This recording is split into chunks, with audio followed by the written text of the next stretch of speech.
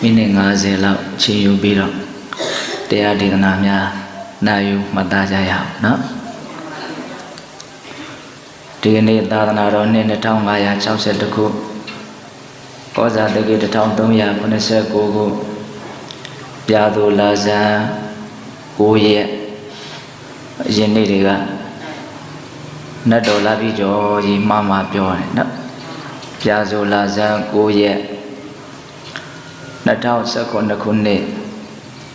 12လပိုင်း26ရက်အင်္ဂါနေ့နေ့လည်ခင်းအခါကာလမှာရန်ကုန်တိုင်းဒေသကြီးလှည်းကူးမြို့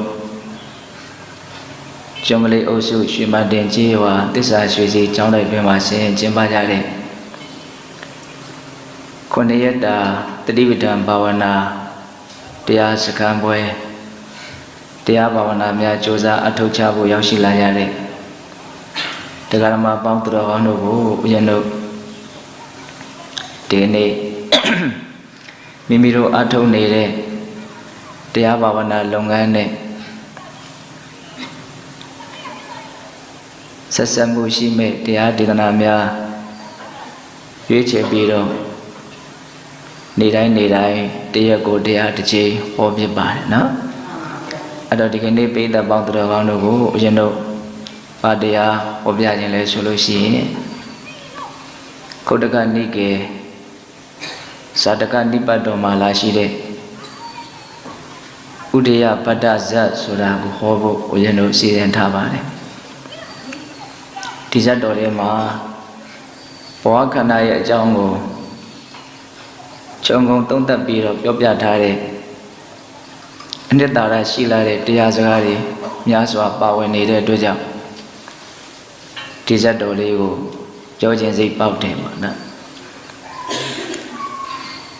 ယောဂီတို့အနေနဲ့လည်းပဲဇတ်တော်လေးတွေနားထောင်ရတာလည်းပဲတစ်မျိုးတစ်ပါးသာစိတ်အပြောင်းလဲဖြစ်ရတာပေါ့နော်ဒီဥရိယပတ္တဇတ်ကိုမြတ်စွာဘုရားဘာကြောင့်ဟောကြားတော်မူခဲ့တာတော့ဆိုလို့ရှိရင်မြတ်စွာဘုရားလက်ထက်ကယဟန်တော်တစ်ပါး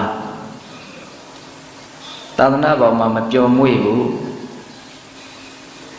လူလောကကိုစိတ်ပြန်ပြီးတော့လဲတယ်ပေါ့အဲ့ဒါမြတ်စွာဘုရားရဲ့နားတော်ကိုပေါက်ကြားလို့မြတ်စွာဘုရားကအဲ့ဒီယဟန်ကိုရှေ့တော်မောက်ခုံပြီးတော့သာသနာ့ဘောင်မှာမပျော်မွေ့ဘူးဆိုတာဟုတ်ရဲ့လားလို့မေးတော့အဲ့ဒီယဟန်တော်ကလည်းမှန်တဲ့အကြောင်းမြတ်စွာဘုရားကိုလျှောက်တယ်အဲ့ဒီလိုလျှောက်တော့မြတ်စွာဘုရားကဘာဖြစ်လို့သာသနာ့ဘောင်ကိုမပျော်ရတာတော့နဲ့ရှေ့တုန်းကသူတော်ကောင်းတွေဟာလွန်တရားမဲ့မိုးပေါ်ရကောင်းတဲ့စီစဉ်ဥစ္စာနဲ့ပြည့်စုံတဲ့ကာမဂုဏ်အာယုန်တွေနဲ့ပြည့်စုံပြီးတော့နေများတော့လည်းပဲကာမဝတ္ထုအာယုန်အစုတွေမှာစိတ်မလဲပဲနဲ့နေခဲ့ဘူးတယ်လို့မြတ်စွာဘုရားကအဲ့လိုစကားဥလေးတန်းပြီးတော့ရှင်းတော့ကသူတော်ကောင်းကြီးတွေရဲ့စိတ်နေတဘာဝဒါကိုအားကြတဲ့စိတ်နဲ့ကိုယ့်ရဲ့ဘဝကိုတက်မတ်ပြန်ပြီးတော့တိဆောက်နိုင်ဖို့အဲ့ဒီဥရိယပတ္တဇတ်ကိုမြတ်စွာဘုရားဟောဇတ်တော်တွေကိုနားထောင်ရတယ်ဆိုတာမြတ်စွာဘုရားကသင်္ကန်းသာယူစဉ်ခြင်းလို့အားကြစေခြင်းလို့ကိုယ်လည်းပဲအဲ့လိုဖြစ်အောင်လုပ်မယ်ဆိုတဲ့အားတွေတက်ပြီးတော့ကိုယ့်ရဲ့ဆိုးရတဲ့အခြေအနေတစ်ခုကိုပြုပြင်ပြောင်းလဲနိုင်ဖို့ဒီလိုရည်ရွယ်ချက်နဲ့မြတ်စွာဘုရားဇတ်တော်တွေကိုဟောတာနော်တော့ဒီဇတ်တော်ကိုဟောတာကအဓိကကမြင်မာတဲ့သူတော်ကောင်းရှိတဲ့ပုဂ္ဂိုလ်တွေရဲ့အခြေအနေကိုသိမြင်နားလည်ပြီးတော့အားကြတဲ့စိတ်နဲ့ပျက်စီးအံ့ဆဲတဲ့ဖြစ်နေတဲ့ကိုယ့်ရဲ့ဘဝကိုပြန်ပြီးတော့တည်ဆောက်နိုင်ဖို့ဒီရွယ်ချက်နဲ့မြတ်စွာဘုရားကဒီဥရိယပတ္တဇတ်ကိုဟောတာပေါ့နော်ဇတ်တော်ကိုဦးဇင်းတို့ဘယ်ကနေမြတ်စွာဘုရားစပြောလဲဆိုတော့ကာတိတိုင်သူတုံတရမြို့ဆိုတာတစ်ချိန်တုန်းကထင်ရှားရှိခဲ့ဘူးတဲ့အဲ့ဒီမြို့ကိုဆိုရတဲ့မင်းကြီးကမိဖုရားပေါင်းများစွာရှိတော်လည်းပဲသာသမီတယောက်မှမထွန်းကားဘူးလို့ဆိုတယ်သာသမီမထွန်းကားတဲ့အခါကျတော့နောက်တစ်ချိန်မှာတိညွန့်နန်းလေရအတွက်စိုးရင်ရတဲ့အတွက်ကြောင့် ရင်ကြီးကမိဖုရားတွေကိုသားစုပန်ခိုင်းနေတဲ့အဲ့ဒါလို့သားစုပန်ခိုင်းတဲ့အခါကျတော့သားစုပန်ညတယ်အဲ့တော့အဲ့လိုသားစုပန်တဲ့အခါမှာမိဖုရားခေါင်းကြီးကဥပုသ်တင်တွေစောင့်ထိန်ပြီးတော့သားစုကိုမြင့်မြင့်မာမာရည်ရွယ်ခြင်းမှန်မှန်နဲ့ပန်တဲ့အတွက်ကြောင့်ဗြဟ္မပြည်ကတတ္တဝါတူဘုရားလောင်းမှာပဲအဲ့ဒီမိဖုရားခေါင်းကြီးရဲ့ဝမ်းဝါဝင်ပြီးတော့ဖြစ်တယ်တဲ့ဗြဟ္မပြည်ကနေလာတာအဲ့လိုနဲ့မွေးဖွားလာတဲ့အခါကျတော့တတိုင်းပြည်လုံးမှာရှိကြတဲ့တိုင်းသူပြည်သားတွေရဲ့စိတ်နှလုံးကိုအလွန်တရာမှရှင်ပြုံးစေတဲ့အတွက်ကြောင့်ဒီမင်းသားလေးကိုဥဒိယပတ္တမင်းသားလို့နာမည်ပေးတယ်ကောင်းစွာဖြစ်လာတဲ့ပုဂ္ဂိုလ်လို့အဓိပ္ပာယ်ရတယ်နော်ဥဒိယဆိုတာဖြစ်ခြင်းပတ္တဆိုတာကောင်းတယ်အဲ့လိုမျိုးဥဒိယပတ္တမင်းသားဘုရားလောင်းလူလောကမှာလူရဲလို့လာဖြစ်ပြီးမကြခင်မှာပဲသူ့လိုပဲဗြဟ္မပြည်ကဗြဟ္မတယောက်သုတိစိတ်ကြပြီးတော့အဲ့ဒီရှင်ဘုရင်ကြီးရဲ့နောက်ထပ်မိဖုရားတူရဲ့ဝမ်းမှာမိန်းကလေးလေးတယောက်လာပြီးတော့ဖြစ်ပြန်နေတယ်သူကဗြဟ္မမဖြစ်ခင်တော့ကမိန်းကလေးဖြစ်မယ်နဲ့တူပါတယ်အဲ့ဒီမင်းသမီးလေးကိုလည်းပဲဥဒိယပတ္တမင်းသမီးလို့ဒီလိုပဲနာမည်အတူပေးတယ်ပေါ့ဒီလိုနဲ့ဦးဇင်းတို့အရွယ်ရောက်လာတဲ့အခါမှာဖခင်ဖြစ်တဲ့ဘုရင်မင်းကြီးကဒီဥဒိယပတ္တမင်းသားကိုတိဏ္ဍစည်းစိမ်ကိုအနှင်းပြီးတော့ကကြီးတဲ့အမျိုးသမီးတွေခြံရံပြီးတော့အဘိဓိတ်သွင်းမယ်လို့ပြောတော့သူဟာတိဏ္ဍစည်းစိမ်ကိုမလို့ဘူးဒီလိုအိယာတိထောင်လူပေါင်းမှာ तू မပြောမွေ့ဘူးဒါကြောင့်ဒီအမှုကို तू မပြုတ်ပြရစေနဲ့လို့မင်းကြီးကိုတောင်းပန်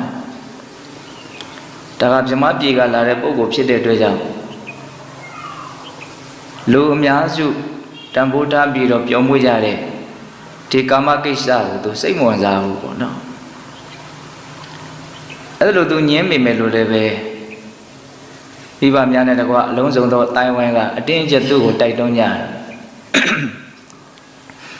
ဘလို့မှညင်းလို့မရတဲ့အနေအထားမျိုးရောက်လာတော့ तू ဘလို့လှုပ်တော့ဆိုတော့အလွန်လှပတဲ့ရွှေရုပ်ကလေးတစ်ရုပ်လူနဲ့ချွတ်ချွတ်တူတဲ့လူအရွယ်စားအလွန်ကြွကျင်လိမ္မာတဲ့ပရင်းစရာတွေကို तू ခိုင်းတယ်ရွှေရုပ်ကလေးအလွန်လှပတဲ့မိမလှပုံကလေးပေါ့နော်အဲ့ဒီရွှေရုပ်ကလေးကိုတကယ်ကိုပဲစိတ်တိုင်းကြလူလောကမှာတော့ဒီလောက်လှတယ်လို့မရှိနိုင်တော့ဘူးဆိုတဲ့အနေအထားမျိုးထိရောက်အောင်ဒီရွှေရုပ်ကလေးကိုအကောင်းဆုံးအနေအထားထိထုလုပ်ပြီးတော့အဲ့ဒါကိုဘုရင်ကြီးကိုပြပြီးတော့ဒီရွှေရုပ်နဲ့တူတဲ့ဒီရွှေရုပ်လောက်လှတဲ့အမျိုးသမီးကိုရမယ်ဆိုရင်တော့သူတိဏ္ဍစည်းစိမ်ကိုအုပ်ချုပ်ပြီးတော့မင်းလုပ်ပါမယ်သူစိတ်ထဲမှာဒီလောက်လှတဲ့အမျိုးသမီးတော့မရှိနိုင်ဘူးလို့ထင်လို့သူကမဖြစ်နိုင်တာကိုတောင်းဆိုတဲ့သဘောမျိုးနဲ့ကြံဖန်ပြီးတော့လှုပ်လိုက်တာအဲ့ဒါနဲ့အဲ့ဒီရွှေရုပ်ကိုဓာတ်စင်ပေါ်တင်ပြီးတော့ဒီရွှေရုပ်လောက်လှတဲ့အမျိုးသမီးတွေ့ရမယ်ဆိုတဲ့ရွေချက်နဲ့မင်းကြီးတွေကလိုက်ရှာကြတယ်ဒါပေမဲ့မတွေ့ခဲ့ဘူးတဲ့အဲ့ဒါနဲ့အဲ့ဒီရွှေရုပ်ကိုနန်းတော်ကိုပြန်ပြီးတော့ယူလာတယ်နောက်တော့မှလူတွေကဘာလုပ်ကြလဲဆိုတော့သူတို့နန်းတော်ထဲမှာရှိနေတဲ့ဥဒိယပတ္တမင်းသမီးကိုအမှတ်ရတယ်အဲ့ဒါနဲ့အဲ့ဒီဥဒိယပတ္တမင်းသမီးကိုအကောင်းဆုံးပြင်ဆင်ပြီးတော့အဲ့ဒီရွှေရုပ်နားကိုသွားပြီးတော့ထားတယ်ရွှေရုပ်နဲ့အတူတူရှင်းထားလိုက်တယ်အဲ့လိုရှင်းထားလိုက်တဲ့အခါကျတော့ဥဒိယပတ္တမင်းသမီးရဲ့အလှကျက်တွေကပိုးပြီးတော့လွန်ကဲပြီးတော့တင့်တယ်တဲ့အဲ့ဒီကြတော့မှဝမ်းမြောက်ဝမ်းသာဒီရွှေရုပ်နဲ့တူတဲ့မျိုးသမီးကိုရရင်တိဏ္ဍစည်းစိမ်ကိုယူမယ်လို့ပြောတဲ့မင်းသားကိုဒီရွှေရုပ်ထက်တောင်တာလွန်လှပတဲ့အမျိုးသမီးကိုရတယ်ဆိုပြီးတော့ပြောရလို့ရှိရင်တော့အဲ့ဒီမင်းသားမင်းသမီးနှစ်ဦးစလုံးသဘောမတူညီပဲနဲ့ထိမ်းမြလက်ထပ်ပေးတာကိုခံကြရတယ်အဲ့ဒီမင်းသမီးလေးကလည်းပဲသူကဗြဟ္မပြည်ကလာတဲ့မင်းသမီးဖြစ်တဲ့အတွက်ကြောင့်ဒီအိယာတီထောင်လူပေါင်းရဲ့အနေအထားကိုသူသိပြီးတော့စိတ်မဝင်စားဘူးဒီလိုနဲ့ဦးဇင်းတို့အကြောင်းတရားတွေအများကြီးတိုက်ဆိုင်လာတော့အကျိုးရလဒ်ဖြစ်လာတဲ့အခါမှာညင်းလို့ရှမ်းလို့မရဘူးကိုအကြောင်းတွေကလည်းရှိလာတာ မင်းသားအိမ်မှာဖြစ်လာတာဆိုတော့ရှင်မင်းမဖြစ်ချင်ဘူးလို့ညင်းလို့ကလည်းမလွယ်ဘူးပေါ့အံ့ဩစရာကောင်းတာကအခါတစ်ခါတည်းမှာအတူတူနေတော့လည်းပဲကာမစိတ်ဖြင့်ဖောက်ပြန်တဲ့မျက်လုံးနဲ့တခါမှမကြည့်ဘူးတဲ့အဲ့ဒီမင်းသားနဲ့မင်းသမီးဟာအလွန်တန်တန်ရှင်းရှင်းစင်စင်ကြဲကြဲနေထိုင်နိုင်ကြတယ်လို့ဆိုတာမန်လူတွေအနေနဲ့ကိုချင်းစာကြည့်မယ်ဆိုရင်တော့ယုံနိုင်စရာမရှိဘူးပေါ့နော်ဒါမဲ့အရာခတ်သိမ်းလည်းပဲကိုချင်းစာလို့ဖြစ်တဲ့ကိစ္စမှမဟုတ်ပဲကိုတာမန်ပုဂ္ဂိုလ်တွေမဟုတ်ဘူးဗြဟ္မပြည်ကလာတဲ့ပုဂ္ဂိုလ်ဖြစ်တဲ့အတွက်ကြောင့်ဒီကာမရာဂဆိုတဲ့ညဉ့်ညူးတဲ့ဓာတ်ကအချိန်ကာလကြာမြင့်စွာသူတို့ရဲ့တန်တာမှာမကိမ့်မဝတ်ဖဲနဲ့တန်ရှင်းနေခဲ့တဲ့အချိန်ကာလအလွန်ကြာတဲ့အတွက်ကြောင့်အဲ့ဒီအရှိန်ကသွားနေတာတဘာဝတရားတွေမှာအရှိန်ဆိုတာရှိတယ်နော်ကောင်းတဲ့တရားတွေမှာအရှိန်ဆိုတာရှိတယ်လို့မကောင်းတဲ့တရားတွေမှာလည်းအရှိန်ဆိုတာရှိတယ်ဟောတခုခုကိုအရှိန်နဲ့တွန်းလိုက်မယ်ဆိုလို့ရှိရင်တော်တော်နဲ့မရက်ဘူးပေါ့နော်သူသွားနေတာအရှိန်ရဲ့သဘောကလည်းစိတ်ဝင်စားစရာတော့ကောင်းတယ်အခုလည်းပဲဗြဟ္မပြည်မှာကာလကြာမြင့်စွာနေခဲ့တဲ့အရှိန်ကဒီမှာမကုန်ပဲဖြစ်နေတယ်အဲ့ဒါကြောင့်မို့လို့တာမန်ပုဂ္ဂိုလ်တွေကိုချင်းစာလို့မရနိုင်တဲ့အနေအထားမျိုးအည်အသွေးမျိုးကိုပိုင်ဆိုင်ထားတာအဲ့ဒါလိုနဲ့အလွန်တန်ရှင်းစင်ကြယ်တဲ့စိတ်ဓာတ်တွေနဲ့နေလာကြရင်းနဲ့တိုင်းပြည်အုပ်ချုပ်ပြီးတော့နေလာကြရင်းနဲ့ဝိသိက္ခာနဲ့နေကစပြီးတော့ရည်တွက်မယ်ဆိုရင်နှစ်ပေါင်း900လောက်ကြာတဲ့အချိန်မှာဘုရားလောင်းမင်းသားကတည်ဆုံးသွားတယ်အဲ့ဒီခေတ်ကလူတွေရဲ့တဏ္ဍာကနှစ်ပေါင်း1000တန်းလို့ဆိုတယ်တဲ့နှစ်ပေါင်း1000တန်းမှာအဘိဓိကံပြီးနှစ်900လောက်နဲ့တည်ရတယ်ဆိုတော့ဘုရားလောင်းကငယ်ငယ်လေးနဲ့တည်သွားတဲ့သဘောပေါ့နော်အဲ့တော့ဦးဇင်းတို့မတည်ခင်မှာသူတို့ကထူးခြားတဲ့ဂတိကဝတ်တစ်ခုရှိတယ်အဲ့ဒါကဘာလဲဆိုတော့အရင်တည်တဲ့ပုဂ္ဂိုလ်ကရောက်ရဘဝကနေလာပြီးတော့တတိပေးကြီးအတိပေးကြီးဆိုတဲ့ဂတိကဝတ်ထားကြတယ်တဲ့လူကပဲအရင်တည်တဘဝဘကိုတော့ရောက်သွားမှာပဲပြောနိုင်ဆိုနိုင်တဲ့ဘဝကိုရောက်ခဲ့မယ်ဆိုလို့ရှိရင်လာပြီးတော့ပြောကြီးပေါ့အဲ့ဒါလိုဂတိကဝတ်ထားတဲ့အတွက်ကြောင့်ဘုရားလောင်းကတည်သွားတဲ့နောက်သူကဘယ်ရောက်သွားတော့ဆိုတော့ဦးဇင်းတို့တရားမင်းသွားဖြစ်တယ်တဲ့အလွန်စည်းစိမ်ကြီးတယ်လို့ဆိုတယ်စည်းစိမ်ဥစ္စာအလွန်ကြီးတဲ့အတွက်ကြောင့်နတ်တို့ရဲ့တက်တန်းနဲ့9ရက်လောက်တောင်သူမေ့နေတယ်ဒီဥရိယပဒမင်းသမီးနဲ့တစ်ချိန်လုံးကလူ့ဘဝလုံးကဂတိဘောထားခဲ့တာတွေဘာမှမှတ်မရလူပြည်လောကကိုလည်းဘာမှသတိမရနတ်စည်းစိမ်ကအရန်ကြီးတဲ့အတွက်ကြောင့်9ရက်လောက်လူလောကရဲ့သူဖြတ်တန်းခဲ့ရတဲ့အခြေအနေကိုသူမေ့နေ9ရက်မြောက်တဲ့နေ့ကျတော့သူအမှတ်ရတယ်။အော်ငါဂတိကိုထားခဲ့တာပဲ။ဒါကြောင့်မလို့ဥရိယပဒမင်းသမီးတွေကိုငါသွားမှဖြစ်မယ်။ပြောလို့ရှိရင်အဲ့ဒါနှစ်ပေါင်း900လောက်လွန်သွားပြီပေါ့နော်။ဥရိယပဒမင်းသမီးအနေနဲ့သူ့ရဲ့လင်ယောက်ျားတည်ဆုံးသွားတာနှစ်ပေါင်း900ကျော်သွားပြီပေါ့။အဲ့ဒီချိန်မှာဘုရားလောင်းကဘလို့စိတ်နဲ့သူကသွားမှာတော့ဒီမင်းသမီးတွေကိုဂတိကဝတ်ကိုလည်းပဲပြည်လေသွားစီမယ်ဒီလောကကြီးရဲ့အကြောင်းကိုလည်းပဲမှန်မှန်ကန်ကန်သိအောင်မြင်အောင်နားလည်အောင်ငါဆုံးမပြီးတော့နတ်ပြည်ရောက်ကြောင်းတရားကိုဟောပြီးတော့နတ်ပြည်ကိုရောက်စေတဲ့အကျင့်မြတ်ကိုကျင့်စေမယ်အဲ့ဒီလိုနီးနဲ့အကောင်းဆုံးဖြစ်အောင်ငါသွားပြီးတော့ဆောင်ရွက်ပေးမယ်ဆိုပြီးတော့ဘုရားလောင်းကမုံမြတ်တဲ့ရွှေခြင်းနဲ့ရောက်လာတယ်ဘယ်အချိန်ရောက်လာတော့ဆိုတော့ဦးဇင်းတို့ညဦးရနော်ညမိုးချုပ်တဲ့အချိန်ရောက်စီမီလေးလည်းထွန်းထားအိတ်ခါနီးလေးပေါ့အဲ့ဒီချိန်မှာဘုရားလောင်းကအဲ့ဒီထဲမှာဘွားကနေတော့လူလင်ပြူလေးပုံသဏ္ဍာန်နဲ့ပေါ်လာတယ်လက်ထဲမှာလည်းပဲလက်ဆောင်ပစ္စည်းကကင်ထားတယ်လက်ဆောင်ပစ္စည်းကဘာလဲဆိုတော့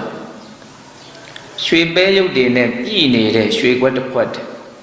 တော်တော်လှတယ်ပေါ့နော်ရွှေခွက်ကအဲ့ဒီထဲမှာနော်ရွှေပဲရုပ်ကလေးတွေရွှေကိုပဲရုပ်လေးတွေပုံစံလုပ်ထားတယ်ရွှေပဲရုပ်လေးတွေအပြည့်ထည့်ထားတယ်အဲ့ဒီလက်ဆောင်ပစ္စည်းကိုကင်ပြီးတော့ဘုရားလောင်းကစပြီးတော့စကားဆိုတယ်တဲ့နော်အလွန်တင့်တယ်တဲ့ခန္ဓာကိုယ်ရှိတဲ့မင်းသမီး ငါဟာတင်နဲ့တညတာအတူတူနေပါရစေဒါကြောင့်တင့်ကိုဟာဟောဒီလက်ဆောင်ပစ္စည်းတွေယူလာခဲ့တယ်အဲ့လိုမျိုးဘုရားလောင်းကပြောတဲ့အခါကျတော့မင်းသမီးကစဉ်းစားတယ်အဆောင်ချက်တွေအလွန်ထူထပ်နေတဲ့ဒီငါရဲ့နန်းတော်ထဲမှာဘယ်လိုလုပ်ပြီးတော့ဒီလူလင်ကရောက်လာတယ်လေဘုရားလောင်းသေးသွားပြီးတဲ့နောက်မှာနောက်ထပ်ဘယင်အစ်စ်မရှိဘူးဒီဥရိယပတ္တမင်းသမီးကပဲဘယင်မအနေနဲ့နောက်တိုင်းပြည်ကိုဆက်လက်ပြီးတော့အုပ်ချုပ်တယ်အမတ်တရဲ့ပုံမှာသူလွှမ်းမိုးနိုင်တဲ့အရေးချင်းရှိလို့နော်ဒါကြောင့်သူကဘယင်မအနေနဲ့အုပ်ချုပ်အဲ့တော့သူစဉ်းစားတယ်ဒီငါရဲ့တိနန်းတော်ဟာအလွန်တရာမှအဆောင်အချက်တွေထူပြောတယ်လုံခြုံရေးအလွန်အားကောင်းတယ်ပေါ့ဒီကြားထဲကနေပြီးတော့ဒီလူကဘယ်လိုလုပ်ပြီးတော့ရောက်လာလဲအဲ့ဒါနဲ့သူမေးတယ်တင်းဟာလူလားနတ်လားနဂါးလားဘာလဲဒါပဲသူစိတ်ဝင်စားတယ်နော်အဲ့လိုမေးတဲ့အခါကျတော့ဘုရားလောင်းကမလိမ်ဘူးငါနတ်ပါတဲ့တင်းနဲ့အတူတူနေခြင်းလို့တင်းနဲ့ပျော်မွေ့ခြင်းလို့ငါဒီကိုလာခဲ့တာဒါကြောင့်ဒီလက်ဆောင်ပစ္စည်းကိုယူပြီးတော့ငါ့ကိုပျော်မွေ့ခွင့်ပေးပါအဲ့လိုပြောတဲ့အခါကျတော့မင်းသမီးကတဲ့အတဲ့နတ်ပဲဖြစ်ဖြစ်နဂါးပဲဖြစ်ဖြစ်လူပဲဖြစ်ဖြစ်ဘာပဲဖြစ်ဖြစ်ငါဟာဥဒိယပတ္တမင်းသားကလွယ်လို့တခြားဘယ်လိုယောက်ျားကောင်မှငါစိတ်ဝင်စားဘူးတဲ့သူအပြက်ပဲပြောလိုက်တယ်ဒါကြောင့်တင်ဒီနေရာကနေမြန်မြန်ထွက်ခွာသွားပါတဲ့ငါလက်မခံနိုင်ဘူးအဲ့လိုပြောလိုက်ရောဘုရားလောင်းကပျောက်သွားတယ်အမင်းသမီးကတော့အတွေးတွေနဲ့ကြံရစ်တာပေါ့နော်ဘာလဲမသိဘူးဒီလိုနဲ့ဦးဇင်းတို့နောက်နေ့ညရောက်လာပြီဆိုတော့မနေ့ကအချိန်လိုမျိုးမှာပဲထပ်ပြီးတော့ဘုရားလောင်းကရောက်လာတယ်အဲ့ဒီရောက်လာတဲ့အချိန်ကျတော့လက်ဆောင်ပစ္စည်းလည်းပါလာတယ်သို့တော်လက်ဆောင်ပစ္စည်းကနည်းနည်းကွဲလွဲမှုတော့ရှိတယ်ရွှေပဲရုပ်တွေတော့ထည့်ထားတယ်သို့တော်ရွှေခွက်တော့မဟုတ်ဘူးတဲ့ငွေခွက်ဖြစ်နေတယ်နော်ငွေခွက်ထဲမှာရွှေပဲရုပ်လေးတွေထည့်တာအလွန်တင့်တဲ့ခန္ဓာကိုယ်ရှိတဲ့မင်းသမီးတင်းတဲ့တညတာကအတူနေပါရစေဒါကြောင့်ဒီလက်ဆောင်ပစ္စည်းကိုယူပါအဲ့လိုပဲအရေးဆိုလာပြန်တယ်ဒီတော့မင်းသမီးကဘယ်လိုစဉ်းစားလဲဆိုတော့ဒီနတ်ကမနေ့ကငါသူ့ကိုစကားတွေပြောလိုက်လို့သူကငါ့ဒီကိုနောက်ထပ်တစ်ခေါက်ပြန်ပြီးတော့ရောက်လာတာဒီနေ့ငါသူ့ကိုစကားလက်ခံထပ်ပြီးတော့ပြောနေမယ်ဆိုလို့ရှိရင် तू ကထက်ကလာနေတော့မှာပဲငါသူ့ကိုယတိပြက်လုံးဝစိတ်ဝင်စားဘူးဆိုတာကို तू တတိချာချာသိတော့ငါလုံးဝခွန့်တုံမပြန်တော့ဘူးဘာမှမပြောတော့ဘူးဘာမှမပြောဒီတိုင်းပဲနေအဲ့လိုဘာမှမပြောဘဲနဲ့စိတ်နေလိုက်တဲ့အခါကျတော့ခဏနေတော့ဘုရားလောင်းကပျောက်သွားတယ်နော်အဲ့လိုနဲ့ဦးဇင်းတို့တတိယမြောက်နေ့ညမနေ့ကလိုချိန်မျိုးလေးပဲဘုရားလောင်းထပ်ပြီးတော့ရောက်လာတယ်လက်ဆောင်ပစ္စည်းလည်းပါလာတယ်ပိုက်လာတယ်ဒါပေမဲ့လက်ဆောင်ပစ္စည်းကပို့ပြီးတော့ထူးခြားကိုယ်လွဲမှုရှိလာတယ်အဲ့ဒါကဘာလဲဆိုတော့ရွှေပဲရုပ်တွေမဟုတ်တော့ဘူးတဲ့ငွေပဲရုပ်ကလေးတွေဖြစ်နေတယ်ထည့်လာတဲ့ခွက်ကလည်းပဲရွှေခွက်လည်းမဟုတ်ဘူးငွေခွက်လည်းမဟုတ်ဘူးဘာလဲဆိုတော့ကြေးခွက်ဖြစ်နေတယ်တန်ဖိုးကျသွားတယ်နော်အဲ့ဒါနဲ့ဒီလက်ဆောင်ပစ္စည်းကိုယူပါတညတာအတူနေပါရစေအဲ့လိုမျိုးပြောတဲ့အခါကျတော့မိဖုရားကသူဘာကိုသတိထားမိသွားလဲဆိုလက်ဆောင်ပစ္စည်းကိုသတိထားမိသွားတယ်အဲ့တော့သူစကားမပြောဘဲမနေနိုင်နော်သင်ဟာအလွန်မိုက်မဲတဲ့ပုဂ္ဂိုလ်ပဲတဲ့ယောက်ျားတွေဟာအမျိုးသမီးတွေကိုကိုယ့်ရဲ့အလိုကိုပါဖို့ပြောကြဆိုကြတဲ့နေရာမှာနော်1000တန်နဲ့ဖြားရောက်လို့မရရင်2000တန်ယူခဲ့ရမယ်2000တန်နဲ့ဖြားရောက်လို့မရရင်3000တန်ယူခဲ့ရမယ်ကိုလိုချင်တာမရဘူးဆိုရင်လက်ဆောင်ပစ္စည်းကိုပို့ပြီးတော့တိုးပြီးတော့ယူလာကြအကြောင်းသာရှိတယ်အခုတော့သင်ဟာကုန်တယ်မိုက်တယောက်လိုပဲတဲ့လက်ဆောင်ပစ္စည်းကိုတရတစ်ပါးရော့ပြီးတော့ယူလာခဲ့တယ်လွန်မိုက်မဲတဲ့ယောက်ျားပဲလို့ဘုရားလောင်းကိုပြစ်တင်အဲ့ဒီလိုမျိုးပြစ်တင်တဲ့အခါကျတော့ဘုရားလောင်းကဘာပြန်ပြောလို့ဆိုတော့မင်းသမီးတဲ့ငါဟာမိုက်မဲတဲ့ကုန်တယ်လူမျိုးမဟုတ်ဘူးတဲ့ငါဟာလိမ္မာကျွမ်းကျင်တဲ့ကုန်တယ်လူမျိုးသာဖြစ်တယ်တဲ့ငါဟာကုန်ပစ္စည်းနဲ့ထိုက်တန်တဲ့အဖိုးခကိုသာလည်းငါပေးနိုင်တယ်ငါပေးလိုက်တဲ့တန်ဖိုးရှိတဲ့အရာဟာကုန်ပစ္စည်းနဲ့မထိုက်တန်တာမျိုးမဖြစ်စေရဘူးအချင်းဒီအလဟတ်ငါမပေးနိုင်ဘူးဘာလို့လို့လက်ဆောင်ပစ္စည်းကိုငါရော့ပြီးတော့ယူလာခဲ့တယ်လေဆိုလို့ရှိရင်တဲ့ တင်းရဲ့အသက်ရဲ့အစင်းရဲ့ဒီနှမျိုးဟာတဖြည်းဖြည်းနဲ့ရုပ်လျော့နေလို့ပဲတဲ့ဒါလေးကိုသူကပြောကျင်လို့လက်ဆောင်ကိုတမင်တန်ဖိုးရော့ပြီးတော့ယူလာတာဒီဇတ်တော်လေးကဒီအကြောင်းအရာကြောင့်လည်းပဲထင်ရှားတယ်ပေါ့ဟုတ်လားအဲ့လိုမျိုးဘုရားလောင်းကသူ့ကိုပြန်ပြီးတော့ပြောတဲ့စကားရက်တွေထဲမှာစဉ်းစားစရာတွေအများကြီးပါလာတယ်ပေါ့နော်အာယုဇဝန္နောဇမနုဿလောကေနိဟယတိမနုဇာနတုကတေတေနေဝဝနေနဒနံပိတုံရှံနိဟယတိဇိနတရာတိဣဇာကာထာလေးနဲ့ပြောတယ်ဘုရားလောင်းကတုကတေတဲ့ကောင်းတဲ့ခန္ဓာကိုယ်ရှိတဲ့အလွန်လှပတဲ့နေတဲ့ခန္ဓာကိုယ်ရှိတဲ့မင်းသမီးမနုဿလောကေဟောဒီလူလောကကြီးမှာမနုဇာနဲ့လူသားတို့ရဲ့အာယုဇအသက်ဆိုတာဝန္နောဇအစင်းဆိုတာနှမျိုးပြောတယ်နော်အဲ့ဒါတွေဟာနိဟယတိအမြဲတမ်းရုပ်လျော့နေတယ်တဲ့နော်အသက်နဲ့အစင်းဟာတစ်ချိန်နဲ့တစ်ချိန်အမြဲတမ်းလျော့ပြီးတော့လိုက်လာတယ်ဆိုလိုတာကတန်ဖိုးကျလာတယ်ပေါ့နော်အချိန်နဲ့မြတ်တန်ဖိုးကျလာတယ်တေနေနဝနေနအဲ့ဒီအသက်နဲ့အစင်းတက်ဟာလျော့ပြီးတော့ကျနေတဲ့အတွက်ကြောင့်တုံရှံတဲ့အတွက်ဒဏ္ဍပိဥစ္စာပစ္စည်းကိုလည်းပဲနိဟယတိငါဟာရုပ်လျော့စေတယ်တဲ့ဣဇအခုကိုပဲဇိနတရာပိတင့်ရဲ့အဲ့ဒီအစင်းတက်နဲ့အသက်တက်ဟာပို၍ပို၍နဲနေလိုက်နေတယ်လက်တွေ့ကိုသူကပြောတာအသက်တက်နဲ့အစင်းတက်ကရော့လိုက်နေတဲ့အတွက်ကြောင့်တဲ့အတွက်ဥစ္စာပစ္စည်းကိုလည်းပဲငါကရှော့ပြီးတော့ပေးရတာအခုပြောနေတုန်းမှာကိုပဲတင့်ရဲ့အသက်တက်နဲ့အစင်းတက်ဟာရုပ်လျော့လိုက်နေတယ်တဲ့လက်တွေ့သူကပြောတာအဲ့ဒါကိုထပ်ပြီးတော့ထင်ရှားအောင်မလို့ပြောလို့ဆိုတော့ဧဝံမိပိက္ခမာနတရာဇပုတ္တိယတတိနိများသောအချမ်းရန်ရှိတဲ့ရာဇပုတ္တိမင်းသမီးဧဝံဤသို့မေငါသည်ပိက္ခမာနတအခုလိုကြည်နေတုန်းမှာကိုပဲအခုကြည်နေတုန်းမှာကိုပဲဟာယတေဝတဝဝန္နောတဲ့သင်ရဲ့အစင်းတက်တွေဟာရုပ်လျော့ပြီးတော့လိုက်နေတယ်အဟောရတနာမစ္စေအဟောရတညနေကြားလာတဲ့အချိန်မှာအစ္စေလွန်သွားပြီဆိုလို့ရှိရင်နေ့ရက်တွေအများကြီးလွန်သွားပြီဆိုလို့ရှိရင်အပန္နတိကတာဝမေဝဘသူပါဘယ်ဝါပါလို့ပြည့်ညက်ပြီးတော့ပြเสียကိုကောင်းတော့မကြံလောက်အောင်အကုန်လုံးပျောက်တဲ့အဖြစ်ကိုဂမိတ်တတိရောက်ရလိမ့်မယ်တဲ့ဟောနော်ဒါလေးကိုတော့ဦးဇင်းကနည်းနည်းလေးပြောခြင်းတယ်နော်ငါကြည့်နေတော့မှာပဲတဲ့ရဲ့အစင်းတက်တွေဟာရုပ်လျော့လိုက်နေတယ်နေ့ရက်တွေအများကြီးလွန်သွားပြီဆိုလို့ရှိရင်တော့ဒါဟာဘသူပါဘယ်ဝါပါလို့ပြเสียပြည့်ညက်เสียကိုတောင်မကြံတော့အကုန်လုံးပျောက်သွားမှာတဲ့အဲ့ဒီပျောက်တဲ့အဖြစ်ကိုရောက်သွားမှာတဲ့ဒါကိုနည်းနည်းစဉ်းစားသိခြင်းတယ်ခုတကယ်တော့မတို့ဦးဇင်းတို့မှာအဖေမေဆိုတာရှိတယ်အဖေမေရဲ့အဖေမေဖြစ်တဲ့အဖိုးဘွားဆိုတာရှိတယ်အဖိုးဘွားရဲ့အဖေမေရှိတယ်တကယ်ရှိရတယ်နော်ဆက်ပြီးတွေးကြည့်ပါတချို့ဆိုရင်အဖေမေမရှိတော့ဘူးရှားလို့မတွေးတော့ဘူးစိတ်ထဲမှာဝူတော်ဝါဒဓာတ်ပုံတွေပါလေကြည့်ရတာလောက်ပဲရှိတော့တယ်နော်တချို့ဆိုရင်ပိုးတွေပွားတွေရှိတော့ရှိခဲ့တာပဲအခုတော့မရှိတော့ဘူးရှားလို့မတွေးတော့ဘူးပျောက်သွားပြီလုံးဝပျောက်သွားပြီနော်ဒီအလွန်ရိုးရှင်းတဲ့ဒီသဘာဝတရားကိုနားလည်ဖို့လိုတယ်ပေါ့အကုန်လုံးပျောက်ခဲ့ကြပြီအဲ့တော့ကိုယ်ဟာဘယ်လိုနေမှာလဲလို့မင်းကိုလည်းပဲပျောက်သွားအောင်ပါအခုကတော့တဖြည်းဖြည်းရုပ်လျော့နေတဲ့အဆင့်ပဲရှိသေးတယ်နေ့ရက်ဒီကြားလာပြီဆိုလို့ရှိရင်တော့လုံးဝကိုပျောက်သွားအောင်ပါဟုတ်လားဒါကိုသူပြောတာနော်အဟောရတနာမစ္စေနေ့ရက်ဒီအများကြီးလွန်သွားပြီဆိုလို့ရှိရင်ဒါဟာဘသူဟာဘယ်ဝါပါလို့ပြည့်ညက်เสียခန္ဓာကိုယ်တောင်မရှိတော့တဲ့အထိပျောက်ဝဲသွားအောင်ပါတဲ့အဲ့လိုမျိုးပြောပြီးတော့ဘုရားလောင်းကတကယ်လို့သာသင်ဟာမြတ်တဲ့အကျင့်ကိုကျင့်မယ်ဆိုရင်သူတော်ကောင်းတရားနဲ့အညီနေနိုင်မယ်ဆိုလို့ရှိရင်သင်ဟာရုပ်ရည်အစဉ်အလွန်လှပတင့်တယ်တဲ့အဖြစ်ကိုသင်ရောက်ရလိမ့်မယ်တဲ့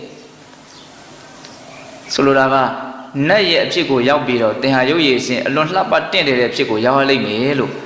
ပြောတဲ့အခါကျတော့မင်းသမီးကစိတ်ဝင်စားလာတယ်သူပြောတာရန်တဘာဝကြနေတာကို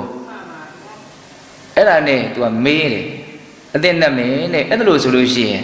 နတ်တွေကမအူဘူးလားတဲ့နတ်တွေမှာအရေးတွန့်တာတွေလိတ်တာတွေမရှိဘူးလားတဲ့အဲ့လိုမျိုးမေးတဲ့အခါကျတော့ဘုရားလောင်းကဟုတ်တယ်တဲ့နတ်တွေမှာအရေးတွန့်လိတ်တာတွေမရှိဘူးတဲ့တတိတခြားအစည်းစိမ်ချမ်းသာဟာတိုးပြီးတော့လာတယ်တဲ့ဒါကြောင့်နတ်ဖြစ်ရတာဟာ လူလောကနဲ့နိုင်ဆိုင်အလုံးမချမ်းသာတယ်အဲ့လိုမျိုးပြောတဲ့အခါကျတော့မင်းသမီးကဘာပြန်ပြောတော့ဆိုတော့ဒီလောက်နတ်ပြည်ကချမ်းသာတယ်ဆိုရင်လူတွေကဘာကိစ္စနတ်ပြည်ကိုရောက်အောင်မသွားကြတာတော့ဘာလို့ကြောက်လို့နတ်ပြည်ကိုမသွားကြတာတော့နတ်ပြည်ကိုသွားဖို့အတွက်လမ်းကဘာလဲနော်နတ်ပြည်ကိုရောက်အောင်ဘယ်လမ်းကသွားရမလဲပေါ့အဲ့လိုမျိုးမေးတာမေးတော့မှဘုရားလောင်းကနတ်ပြည်ကိုရောက်ဖို့အတွက်ဒီလမ်းကရှောက်ရတယ်ဆိုပြီးတော့နတ်ပြည်ကိုရောက်စီတတ်တဲ့လမ်းကိုအဲ့ဒီမှာဟောတယ်အဲ့ဒါလေးလည်းပဲစိတ်ဝင်စားတယ်ကောင်းပါတယ်နော်ဒါကလည်းမတို့ဦးဇင်းတို့ဘဝတဏမကုံသေးသေးမြတ်တန်တရားခရီးချမ်းဆိုတာဆက်ကြရအောင်ပါဘူးခရီးဆက်ရအောင်မဲ့အတူတူဆိုရင်တော့အပေလေးပါဆိုတဲ့ဆိုးတဲ့ရုပ်တဲ့ညက်တဲ့ပူလောင်တဲ့ဘဝတွေကိုဆက်ရတာနဲ့စားရင်လူဘဝနတ်ဘဝမြမဘဝဆိုတဲ့ကောင်းမွန်တဲ့ဘဝတွေကိုဆက်ရတာကတာလွန်ပြီးတော့အဆင်မပြေဘူးလားအဆင်ပြေရနော်ဒါတော့ညင်းလို့မရဘူးနော်ဒါကြောင့်နတ်ပြည်ရောက်ကြောင်းလမ်းဆိုတာကိုလည်းစိတ်ဝင်စားတဲ့နေပေါ့တခါတလေကြတော့လူတွေကစကားကြီးစကားကျယ်ပြောတာလေးတွေလည်းရှိတယ်နတ်ပြည်လည်းလိုပါညာလိုပါပေါ့နော်ဒါပေမဲ့အခုလောလောဆယ်တော့စီဝါဥစ္စာနဲ့ပြည်စုံအောင်အတင်းယုံကန်စူးစမ်းနေတာတော့မရှိဘူးလားကဲအဲ့ဒါစဉ်းစားကြရကောင်းတယ်နော်အခုကိုရှားပွေးနေတဲ့ပိုက်ဆံကြောင့်ရလာမဲ့အာယုံကဘလို့အာယုံလဲနတ်ပြည်မှာရှိတဲ့အာယုံနဲ့အများကြီးယုံညံ့တဲ့အာယုံနော်ပြောရလို့ရှိရင်အဲ့ဒီအာယုံအတွက်တောင်မှတချို့ဘဝနဲ့ရင်းပြီးတော့ရှားနေကြသေးတာအဲ့ဒါကိုသာရှားပြီးတော့နတ်ပြည်ကိုကြတော့မှရှုံချနေတာလည်းရှိသေးတယ်ဒါတော့ဦးစင်းကတော့ကိုစဉ်းစားမိတာကိုပြောတာပေါ့နော်ဒါကြောင့်မလို့နတ်ပြည်ရောက်ကြောင်းလမ်းဆိုလို့လည်းသိပြီးတော့အထင်မသေးစေချင်ဘူးပေါ့နော်သာသနာနဲ့တွေ့တဲ့အချိန်မှာနိဗ္ဗာန်ရောက်ကြောင်းလမ်းဆိုတာကအလွန်ထင်ရှားတဲ့အတွက်ကြောင့်နတ်ပြည်ရောက်ကြောင်းလမ်းဆိုတာကအထင်သေးစရာဖြစ်တယ်ပေါ့သို့တော့ငရဲပြည်ကိုရောက်စီတဲ့လမ်းနောက်ပေလေးဘုံကိုရောက်စီတဲ့လမ်းဆိုတာနဲ့နှိုင်းဆိုင်တော့အများကြီးအဆင့်အတန်းမမြင်ဘူးလားမြင်တယ်တနည်းအားဖြင့်ဒီနတ်ပြည်ကိုရောက်ရှိတဲ့လမ်းကိုဥတီကျလေးပြောင်းလိုက်မယ်ဆိုရင်နိဗ္ဗာန်ကိုရောက်ရှိတဲ့လမ်းဆိုတာလည်းဖြစ်နိုင်တာပဲဒါကြောင့်မို့လို့ဒီဂါထာလေးကိုတည်တည်ချာချာလေးမှတ်ကြည့်ရအောင်နော်ဝါသမနေသပဏိဒါယတမ္မာကာယေနပပန္တိအကုပ္ပမာနောနတ်သမီးတဲ့နတ်ပြည်ကိုရောက်ချင်တယ်ဆိုလို့ရှိရင်ဝါသမနေသပဏိဒါယတမ္မာနှုတ်နဲ့စိတ်ကိုကောင်းကောင်းစောင့်တည်ရမယ်တဲ့အဲ့ဒီကစနော်ဒီနှုတ်ကိုကောင်းကောင်းစောင့်တည်ရမယ်မကောင်းတဲ့စကားတွေမထွက်စေရဘူးအနှစ်သာရမရှိတဲ့စကားတွေမထွက်စေရဘူးကိုယ့်ရဲ့နှုတ်ကိုကောင်းကောင်းစောင့်တည်ထားရမယ်အဲ့တော့ကိုယ့်ရဲ့စိတ်ကိုလည်းပဲမဟုတ်တာတွေကိုမတွေးမိစေရဘူးယုံညံ့တာတွေကိုမတွေးမိစေရဘူးလို့စိတ်ကိုလည်းကောင်းကောင်းစောင့်တည်ရမယ်တဲ့နတ်ပြည်ကိုရောက်ခြင်းလို့ရှိရင်ဝါသမနေသပဏိဒါယတမ္မာကာယေနပပန္တိအကုပ္ပမာနောတဲ့ကာယေနခန္ဓာကိုယ်ဖြင့်လည်းပပန္တိယုံညံ့တဲ့မကောင်းတဲ့အမှုတွေကိုအကုပ္ပမာနောမပြုရဘူးတဲ့ကိုယ်နှုတ်စိတ်၃ပါးကိုအပြစ်ကင်းဖို့အရင်စပြီးတော့ဆုံးမတာပေါ့နော်ဒါဟာနိဗ္ဗာန်ရောက်ကြောင်းတရားလို့ပြောမယ်ဆိုရင်လည်းပဲပြောလို့မရဘူးလားပြန်နော်သူကနတ်ပြည်ရောက်ကြောင်းမေးလို့နတ်ပြည်ရောက်ကြောင်းလို့ခေါင်းစဉ်တက်လိုက်ရပြီမယ်လို့လည်းပဲကိုယ်နှုတ်စိတ်ကိုထိမ့်သိမ့်ခြင်းဟာနိဗ္ဗာန်ကိုရောက်ဖို့အတွက်အများကြီးအထောက်အကူပြုတယ်လို့တော့ပြောလို့မရဘူးလားရတယ်ဝါသမနေသပဏိဒါယတမ္မာကာယေနပပန္တိအကုပ္ပမာနောဘဟုဏပန္နံဂရမဝတ္တံတော်တဲ့ဂရအိမ်ကိုအာဝတ္တံတော်အုပ်စိုးပြီးတော့နေတဲ့အဲ့ဒီပုဂ္ဂိုလ်ဟာလူသားတွေကိုဆိုလိုတာပေါ့နော်ဘဟုဏပန္နံများစွာသောစားဖွယ်ရာတွေတောက်ဖွယ်ရာတွေလူလောကမှာရှိတယ်ပေါ့အဲ့ဒါတွေကိုတတ်တော်ယုံကြည်မှုတရားတရားနဲ့တန်ဝိပါကိအချင်းချင်းဝဲချမ်းဝေဖန်ပေးနိုင်ကမ်းနိုင်မျှနိုင်ဝေနိုင်ရမယ်တဲ့နော်မုတုတဲ့နူးညံ့တဲ့စိတ်ကလေးလည်းရှိရမယ်နော်အိမ်ကိုအုပ်စိုးပြီးတော့နေကြတဲ့ပုဂ္ဂိုလ်တွေဟာနှုတ်နဲ့စိတ်ကိုကောင်းကောင်းစောင့်တည်ပြီးတော့ကိုယ်နဲ့လည်းယုံညံ့တာကိုမလုပ်ဖဲနဲ့နူးညံ့တဲ့စိတ်နဲ့ကံကံရဲ့အကျိုးကိုယုံကြည်တဲ့တတ္တတရားဥသိပြီးတော့ကိုယ်ပိုင်ဆိုင်ထားတဲ့အရာတွေကိုတန်ဝိပါကိ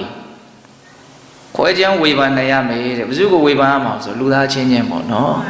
မျှတနိုင်ရမယ်လူတွေဟာအစွမ်းကတယောက်နဲ့တယောက်အစွမ်းစားမတူဘူးလေတချို့ကနည်းနည်းပဲရှာနေတယ်တချို့ကအများကြီးရှာနေတယ်တချို့ကကိုရက်တီလို့ရအောင်အစွမ်းစားမရှိဘူးတော့မရက်တီနိုင်ဘူးအရင်ချုံငဲ့တယ်ပေါ့ အဲ့လိုမျိုးဆိုလို့ရှိရင်ကိုကစွမ်းစားရှိလို့များများရှာဖွေနိုင်တယ်ဆိုလို့ရှိရင်နူးညံ့တဲ့စိတ်ထားလေးနဲ့သူတို့လည်းပဲ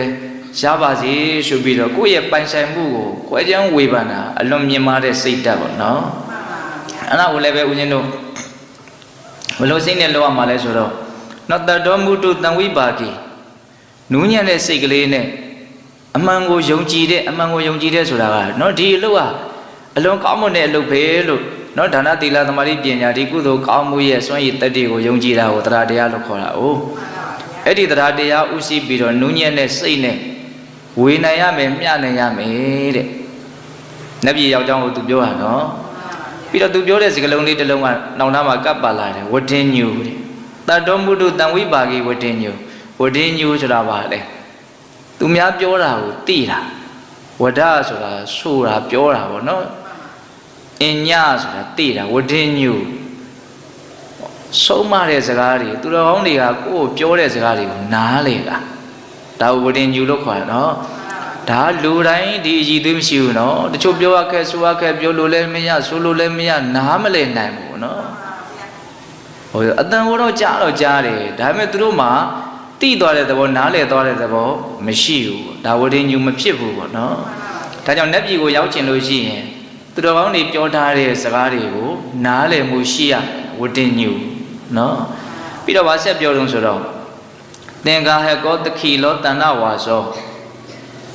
သင်္ကာဟကောတဲ့သင်္ကာဟတရား၄ပါးနဲ့လည်းပြည့်စုံရမယ်တဲ့အဲ့တော့သင်္ကာတရား၄ပါးဆိုတာကိုလည်းပိသတုအလုံးနားလည်ပြီးသားနော်ဒါနဆိုတဲ့ပိကံစွန်ကျဲလှူဒန်းခြင်းဟုတ်လားပိယဝဇ္ဇဆိုတဲ့ချစ်ပွဲစကားကိုပြောခြင်းဟုတ်လားပြီးတော့အဋ္ဌစရိယာဆိုတဲ့သူများရဲ့သူ့အကျိုးကိုဆောင်ရွက်ခြင်းတမာနတတ္တလို့ဆိုတဲ့ကိုယ်တည်းတန်းတူထားပြီးတော့ဆက်ဆံခြင်းဒါကလောကကြီးကိုရှင်တန်းမြင့်မြင့်ချီးမြှောက်တာဟောနော်ပိကံစွန်ကျဲလှူဒန်းခြင်းဆိုတဲ့ဒါနရဲ့သူများရဲ့နာချမ်းသာနော်ချွတ်ချွတ်သားသားချစ်ပွဲစကားကိုပြောတာနော်ပြီးတော့သူတို့ရဲ့အကျိုးစီးပွားကိုဆောင်ရွက်ပေးတာသူများရဲ့လိုအပ်ချက်ကိုဖြည့်ဆည်းပေးတာကိုကျိုးကိုမမျှော်ကိုပဲနဲ့ပေါ့နော်ပြီးတော့ဘလို့အရှင်တန်းမှမခွဲကြဘဲနဲ့အလုံးကိုဒန်းတူထားပြီးတော့ဆက်ဆံနိုင်တာဒါဟာလောကလူသားတွေရဲ့ပုံမှာအလွန်ကောင်းမွန်တဲ့ချီးမြှောက်မှုဒါကိုသင်္ဃာတရားလို့ခေါ်တယ်တဲ့အဲ့ဒါနဲ့ပြည်ကိုရောက်ချင်တယ်ဆိုလို့ရှိရင်အဲ့ဒီသင်္ဃာတရား၄ပါးနဲ့လည်းပြည့်စုံရမယ်တဲ့ပြီးတော့ဗာဆက်ပြောလို့ဆိုတော့တခိလောတဏ္ဍဝါသော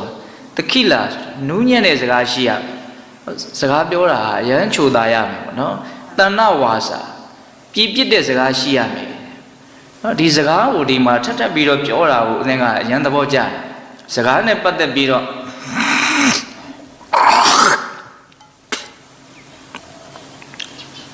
အများကြီးသတိထားစရာရှိတယ်ပေါ့နော်ဒါပြောလဲပြောတဲ့လေလို့စိတ်ထဲမှာခံစားမိတယ်ဘာဖြစ်လို့ဆိုတော့အတော်ရီအချင်းချင်းဆက်ဆံနေကြတဲ့နေမှာဒီစကားနဲ့ဆက်ဆံတာကိုစကားကမနူးညံ့ဘူးကြမ်းတမ်းနေနော်စကားအယမ်းမာတယ်ဆိုလို့ချင်းဒီအဓိပ္ပာယ်ကိုပြောခံရတဲ့လူကအယမ်းစိတ်ဆင်းရဲရတယ်ကိုယ်မာမာကြီးပြောတာကိုလို့မှမကြိုက်နိုင်အခါရခက်တယ်ပေါ့စိတ်နာတယ်ပေါ့နော်စိတ်ထဲမှာနာသွားတယ်လူတိုင်းနာဖို့မဲ့ထင်နော်မာမာကြီးခက်ထန်ကြီးပြောလိုက်လို့ရှိရင်နော်စကားရဲ့အဓိပ္ပာယ်ကတော့ဒါပါပဲနော်ဒါကြောင့်ဒီစကားရဲ့အကျိုးသက်ရောက်မှုကလူတွေရဲ့ပုံမှာအများကြီးလွှမ်းမိုးမှုရှိတယ်ဒီဥစ္စာကိုနားလည်ပြီးတော့နော်စကားကြောင့်ကောင်းခြင်းမကောင်းခြင်းတွေဟာအများကြီးဖြစ်နိုင်တာကိုဒါကြောင့်သူကဒီမှာစကားတွေအများကြီးသုံးထားတယ်စကားနဲ့ပတ်သက်ပြီးတော့နော်တခိလာနူးညံ့တဲ့စကားရှိရမယ်တဏ္ဍဝါစာပြည့်ပြည့်တဲ့စကားရှိရမယ်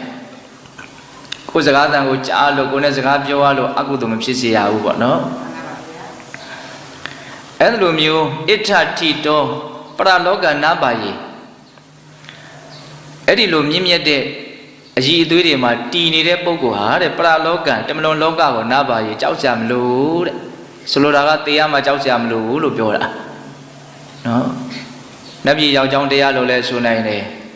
အသေးမကြောက်ကြောင်းတရားလို့လည်းဆိုနိုင်တယ်ပေါ့နော်ပရလောကတမလွန်လောကကိုကြောက်ကြမလို့တဲ့အဲ့တော့ဒါလေးကိုထပ်ပြီးတော့ဦးဇင်းပြောမယ်နော်ဝါသမနေသပဏိဒါယတံမှာနှုတ်နဲ့စိတ်ကိုကောင်းကောင်းစောင့်တည်ပြီးတော့ကာယေနပါပန္တိအကုပ္ပမန္တောကိုယ်နဲ့လည်းပဲမကောင်းတာကိုမလုပ်ဘဲနဲ့နော်အိမ်မှာအုပ်ဆိုးပြီးတော့နေကြတဲ့အဲ့ဒီပုံကိုယ်တွေဟာနော်ကိုယ့်ရဲ့ ပိုင်ဆိုင်မှုတွေကိုနော်တရားတရားရှေ့ရှုပြီးတော့နူးညံ့တဲ့စိတ်နဲ့ဝေနိုင်ရမယ်မျှနိုင်ရမယ်ခွဲခြားဝေဖန်နိုင်ရမယ်ပြီးရင်သူတော်ကောင်းတွေပြောတဲ့စကားကိုနားလည်မှုလည်းရှိရမယ်အဲ့ဒီနားလည်မှုရှိပြီးတော့လောကကြီးရဲ့ပုံမှာသင်္ခါတရား၄ပါးနဲ့လည်းချီးမြှောက်တတ်ရမယ်သင်္ခါတရား၄ပါးဆိုတော့ပြောတယ်နော်နူးညံ့သိမ်မွေ့တဲ့စကားပြည့်ပြည့်တဲ့စကားလည်းပဲရှိမယ်ဆိုလို့ရှိရင်အဲ့ဒီပုဂ္ဂိုလ်တွေဟာတမလွန်လောကကိုကြောက်เสียမလို့ဘူးလို့ပြောတယ်အဲ့လိုမျိုးပြောတဲ့အခါကျတော့စောစောကမင်းသမီးကသင်မစုတော့နဲ့မေးတယ်ဘုရားလောင်းကိုငါ့ကိုအမေတယောက်လို့အဖေတယောက်လို့တေးသေးချာချာလာပြီးတော့အကျိုးရှိရာရှိကြောင်းစကားတွေကိုရှင်းလင်းပြီးတော့ပြောပြနေတာသင်မစုတော့အဲ့ကျမှမေးတာနော်သူကမေးတဲ့အခါကျမှဘုရားလောင်းကသူဟာဥဒိယပတ္တမင်းသားဖြစ်ခဲ့တယ်ဆိုတဲ့အကြောင်းကိုရှင်းလင်းပြီးတော့ပြောပြတာတဲ့နဲ့ကနဲ့ဂတိကိုထားခဲ့လို့အဲ့ဒီဂတိကဝတ်ကိုဖြေလွတ်ဖို့နော်ပြည်လေသွားဖို့အတွက်တနည်းအားဖြင့်နော်ဂတိတီးဖို့အတွက်ငါအခုလာပြီးတော့ပြောတာဒါကြောင့်မလို့သင်ဟာကောင်းတဲ့အကျင့်ကိုကျင့်ပြီးတော့နော်ကောင်းရာကိုရအောင်ကြိုးစားရမယ်အဲ့လိုမျိုးပြောတဲ့အခါကျတော့မှမိဖုရားကငိုတာပေါ့နော်မျက်ရည်ကြီးငယ်ကြာပြီးတော့သူပါပြောလို့ဆိုအဲ့ဒါလို့ဆိုလို့ရှိရင်တဲ့ငါကိုသင်နဲ့အတူတူပြန်ပြီးတော့နေလို့ရအောင်ငါ့ကိုကောင်းကောင်းဆုံးမခဲ့ပါငါဘာလုပ်ရမလဲပေါ့နော်အရက်တကားနဲ့ပြောရမယ်ဆိုရင်ငါဘာဆက်လုပ်ရမလို့ပေါ့အဲ့ဒီကြတော့မှဘုရားလောင်းကသူ့ကိုနော်ဆုံးမစကားဆိုတယ်အဲ့ဒီဆုံးမတဲ့စကားတွေကလည်းမှတ်သားစရာကောင်းတယ်နော်အတိပတိဝယောကနောတထေဝဌာနနတ္တိတုဝံသဝန္တိတတ္တမင်းသမီးတဲ့တတ္တဝါတွေဆိုတာအမြဲတမ်းကြောင်းလဲနေတဲ့သဘောရှိတယ်တဲ့တတ္တဝါတို့ရဲ့ဝယောအရွယ်ဆိုတာအတိပတိအလွန်မြန်မြန်ဆန်ဆန်သွားနေတယ်ကုံလွန်းနေတယ်တဲ့တထေဝထို့တူသာလေခဏလေးတွေကလည်းပဲအတိပတိမြန်မြန်ဆန်ဆန်ကုံနေတယ်တဲ့နော်အရွယ်နဲ့ခဏလို့သူစကားနှလုံးသုံးတယ်အဲ့ဒါလေးတွေကိုနားလည်ဖို့လိုတယ်နော်အရွယ်ကလည်းပဲမြန်မြန်သွားနေတယ်ရက်နေတာမဟုတ်ဘူးပေါ့နော်ခဏလေးတွေကလည်းပဲမြန်မြန်သွားနေတယ်တခဏပြီးတခဏသွားနေတယ်ကုံလွန်ခဲ့တဲ့တခဏကိုပြန်ရခြင်းလို့မရဘူးပြန်တွေ့ခြင်းလို့မဖြစ်တော့ဘူးနော်စောတော်တုန်းကဘုံဘုံတို့စပြီးတော့ပြောလိုက်တယ်တရားစကားတွေကုံလွန်ခဲ့ပြီအဲ့ဒီခဏတွေကုံလွန်ခဲ့ပြီအခုကိုပဲပြောနေရင်လည်းတခဏပြီးတခဏအဖြစ်နေတော့ကုံလွန်လိုက်နေတယ်ပေါ့အဲ့ဒါလိုပဲဒီအရွယ်ဟာလည်းအမြဲတမ်းကုံလွန်လိုက်နေတယ်ဒါကိုသူကပြောတာအတိပတိဝယောကနောတထေဝဌာနနတ္တိတုဝံသဝန္တိတတ္တနော်တတ္တဝါတွေရဲ့သဘောတတ္တဝါတွေရဲ့အရွယ်တတ္တဝါတွေရဲ့ခဏဆိုတာအမြဲတမ်းမြန်မြန်ဆန်ဆန်ကုန်းနေတဲ့သဘောလွန်နေတဲ့သဘောရှိတယ်တဲ့ဌာနအမြဲတမ်းတီယာဆိုတာနတ္တိမရှိဘူးတဲ့ဒုဝံအမြဲတမ်းစွန်တိရွေလျားနေတယ်တဲ့ရွေနေတယ်တဲ့နော်တဏှာနေတဏှာကိုရွေသွားသလိုမျိုးရွေတယ်ဆိုတာလေးကိုနားလည်ဖို့လိုတယ်နော်ဘယ်လိုနားလည်အောင်ပြောရမလဲနော်စောတော်ကဟိုကျောင်းပေါ်ကနေဒီကိုလာတယ်ဆိုအဲ့ဒီကနေဒီကိုရွေ့ခဲ့တယ်ပေါ့နော်အခုဒီနေရာရောက်ပြီဆိုရင်အဲ့ဒီနေရာမရောက်ခင်တော့အဲ့ဒီမှာရက်တည်ခဲ့တဲ့အနေအထားကိုထပ်ပြီးတော့မရနိုင်တော့ဘူးတိတိကျကျတော့ပြန်ပြီးတော့မသိနိုင်တော့ဘူးနော်အဲ့ဒီရွေ့လျောခဲ့တယ်ဆိုတာလေးကိုကောင်းကောင်းထဲထဲဝင်ဝင်နားလည်ဖို့လိုတယ်ဒါကဒလစက်တတိထားနေလို့ရှိရင်အနုစိတ်ရွေလျောနေတယ်ဆိုတာကိုပို့ပြီးတော့နားလည်နိုင်တယ်ပေါ့နော်ပြောနေရင်လည်းကိုပဲဟိုနေရာမရွှေ့ပေမဲ့လို့ဒီနေရာမရွှေ့တိုင်ရာမထားဘဲနဲ့ရွေလျောနေတာကိုနားလည်နိုင်မယ်ဆိုရင်ပို့ပြီးတော့အနှစ်သာရမရှိနိုင်ဘူးလားရှိနိုင်တယ်နော်သူကတီးနေတယ်ဆိုတာဘာမှမရှိဘူးသေချာပေါက်ရွေလျောနေတယ်လို့သူကပြောတာတတိတဟောဒီခန္ဓာကိုယ်ဟာပြိစီယတိအမြဲတမ်းဟောင်းပြီးတော့လိုက်နေတယ်နော်ဥရိယမင်းသမီးတသမထို့ကြောင့်မဟာပမာဒမမေ့မလျော့ပဲနဲ့ဓမ္မသူတော်ကောင်းတရားကိုစရတုကျင့်လို့တဲ့ဒီလိုအမြဲတမ်းရွေလျားနေတယ်ဆိုတာကိုသိမြင်နားလည်ပြီးတော့လည်းပဲမမေ့တဲ့တတိတရားနဲ့သူတော်ကောင်းတရားကိုကျင့်ပါတဲ့ပြီးခဲ့တဲ့အနေအထားတွေကိုဘာမှပြန်ပြီးတော့မရနိုင်တော့ဘူးအခုဖြစ်နေတာလည်းရွေ့သွားအောင်ပါပဲဒါကိုလည်းတောင်းချိန်မှပြန်ပြီးတော့ရနိုင်ဖို့မရှိဘူးနော်ဒါကြောင့်ဘယ်ဖြစ်ချင်းတရားမှာတကယ်တမ်းကတည်မြဲနေတာမဟုတ်တဲ့အတွက်ကြောင့်တန်ဖိုးမဲ့တယ်ဆိုတာလေးကိုတတဲဝင်နားလည်ဖို့ရွေလျားနေတယ်ဆိုတာလေးကိုပို့ပြီးတော့ကျွမ်းကျင်အောင်ကြိုးစားရမယ်ပေါ့နော်ပြီးတော့ဆက်ပြီးတော့သူဘာပြောတော့ဆိုတော့ဒါကတော့လောကရဲ့သဘောလေးတွေလူတွေရဲ့သဘောလေးတွေကသုံးသပ်ပြီးတော့မြတ်သောအကျင့်ကိုကျင့်ဖို့သူတိုက်တွန်းတာပေါ့လေကတိနာပထဝီတဏ္ဍတပူရာဧ eka dewa tiya anenya deya tensabi zahati awidara go udeyi ma pamada sadatu dhamma menami de anenya deya badune ma masasame ne danata usa pisi ne pura pyi ne de no katina alone sung tho hodi pathuwi ji ko mye ji ko de eka dewa tayaw the de pain sain ti tiya phit nya tho le be de so lo da ka ekare ming ji po no di kaba loka ji takku long ko